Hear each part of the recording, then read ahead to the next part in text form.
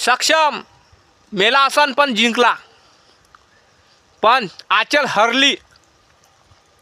सक्षमनं खरं प्रेम केलं आचलवर, पण आचलनं नाही दादा.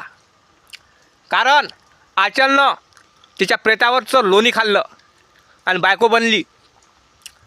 याला प्रेम नसते म्हणत. अरे लोक काही म्हणून राहिले फाळखाऊ. सक्षमच्या आईवडिलाची पाठीरागी म्हणजे आचल. आता म्हातारपणाची साथ देणार आचल. सक्षमची विधवा, सक्षमची लग्नाची बायको. काय काय बोलून राहिले लोक, काय काय नाही. सती सावित्री. तर माझं एकच मत आहे, महाराष्ट्र सरकारला एखाद्या तिला भारतरत्न देऊन द्या, एखादा अवॉर्ड देऊन द्या आणि तिले लवगुरू घोषित करा. म्हणजे महाराष्ट्रात काही लफडे होणार तर लोक तिच्यापाशी जाईन आणि म्हणन सांग लवगुरू काय करू, कुठं काय करू, कुठं प्रेम करू, कुठं पळून, कुठं काय करू. मला सांगा हे जनरेशन काय घेणार ह्या गोष्टी जवळून. 3 ते 4 वर्षाच्या वरील मुलीवर अत्याचार होऊन राहिला ते लोकांना दिसत नाही आणि हे सडलं प्रेम प्रकरण दिसत आहे यांना. सक्षम हाही गुन्हेगार होता, आचलचे परिवारातले लोक गुन्हेगार होते. दोघेही गुन्हेगारातले लोक होते. त्यांच्यावर 10 केसेस 15 केसेस होते, त्यांचे 10 ते 15 केसेस होत्या. आणि गुन्हेगारांना आपण व्हायरल करवता अकला असायला पाहिजे आपल्याला. प्रेमाला समाजात गंदी शिवी दिलेली आहे, लफड्याला गंदी शिवी दिलेली आहे. प्रेम करा, मी नाही म्हणत नाही.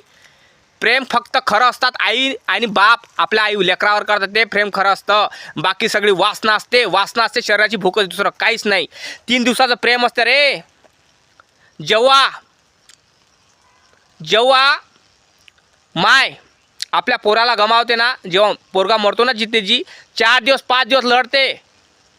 4 दिवस 5 दिवस लढते. 4थ्या दिवशी हसते. का हसते? कारण तिला हसा लागते, कारण परिवार तिच्यासाठी असतो. नाही तर माय जिंदगीभर रडते म्हटलं लेकरासाठी दादा.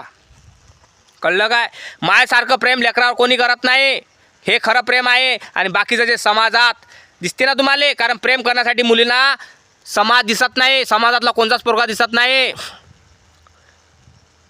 कारण प्रेम करायसाठी त्यांना कुठल्याही समाजाचा मुलगा चालतो आणि लग्न करण्यासाठी आपल्या जातीचा मुलगा चालतो. समजलं काय?